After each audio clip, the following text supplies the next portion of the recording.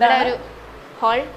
എന്താ പറയാ, അത് ലിവിംഗ് റൂം. ഓക്കെ, ഇത് ലിവിംഗ് റൂം, ഇത് ഡൈനിങ് ഹാൾ എന്ന് പറയാം. ഡൈനിങ് ടേബിൾ ആണ്. ഡൈനിങ് ടേബിൾ ആണ്.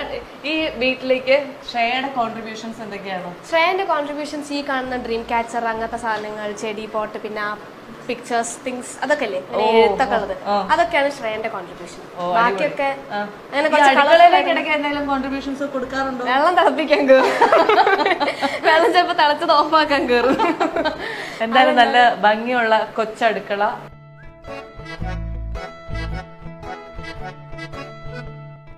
വീട്ടിൽ കുറച്ച് ഈ കളർ തന്നെയാണ്, പക്ഷെ നമ്മൾ തീരുമാനിച്ചു വീട്ടിലത്തെ കളർ വേണ്ട തീരുമാനിച്ചത്, പക്ഷെ അത് സെയിം ആയി പോയി. ആണോ? ഓക്കെ, കൊള്ളാം, അടിപൊളിയായിട്ടുണ്ട്. ഇതാരാ, ഇതൊക്കെ വാങ്ങിച്ചാണോ? അല്ലല്ല, അതൊരു മിസ് ചെയ്ത് തന്നതാ, എന്റെ സ്കൂളിലെ മെഗാ മിസ് ചെയ്ത് തന്നതാണ്. അത് ശരി. സ്കൂളിലൊക്കെ ശ്രേയ എപ്പോഴും സെലിബ്രിറ്റി അല്ലേ? സ്കൂള് കഴിഞ്ഞില്ലേ? കഴിഞ്ഞ്. അത് ഞാനിവിടെ വന്ന ഇതിനു മുന്നേ ഞങ്ങള് നാടകീയമായിട്ട് അകത്ത് കയറിയതാണല്ലോ. അതിനു മുന്നേ ഒരു തവണ കയറിയപ്പോഴാണ് ഈ കളറിന്റെ ഒക്കെ ഡീറ്റെയിൽസ് ഒക്കെ കേട്ടത് അല്ലെ.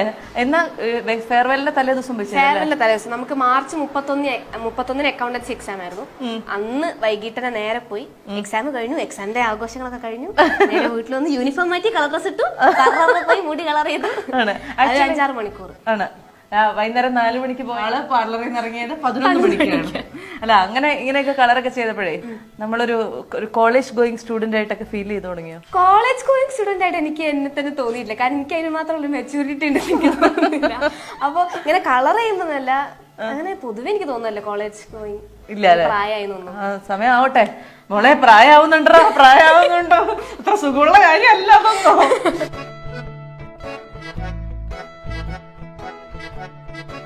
ഇവിടെ സാധാരണ എത്ര ദിവസം വന്ന് നിൽക്കാറുണ്ട്? ഇവിടെ ഞാൻ വീക്ക്ലി ഇപ്പൊ ഈ ഒരു വീക്ക് ഞാൻ ഫുൾ ആയിട്ട് ഇവിടെ ഉണ്ടായിരുന്നു. നാട്ടില് പിന്നെ വർക്കുകളൊക്കെ വരുമ്പോ ഇതിനെപ്പറ്റിയാണല്ലോ കൂടുതലും വർക്കുകളൊക്കെ ഉള്ളത്. അപ്പൊ ഇങ്ങോട്ട് വരുമ്പം ഒരു 1 വീക്ക് 2 വീക്സ് ഒക്കെ ആയിട്ട് ഇവിടെ ഒന്ന് നിന്ന് പോവല്ലേ. അതായത് അമ്മയ്ക്ക് നല്ല പണിയായിരിക്കും, കാരണം ഇവിടെ സാധനങ്ങൾ വേണം, അവിടെ സാധനങ്ങൾ വേണം, അടുക്കളയില് അല്ലേ. അത് നമ്മൾ നോക്കൂല. അതെ, അമ്മയെ മാത്രം ബാധിക്കുന്ന പ്രശ്നങ്ങളാണല്ലോ.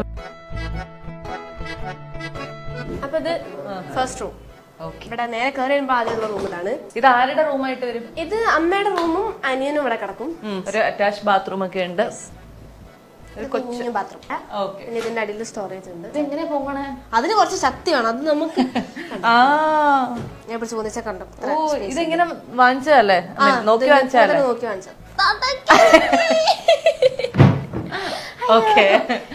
പിന്നെ ഇവിടുന്ന് ബാൽക്കണിയിലേക്ക് ഒരു എൻട്രി ഉണ്ട്. ഈ കുഞ്ഞു റൂം. അപ്പൊ ഇനി അടുത്ത വീട്,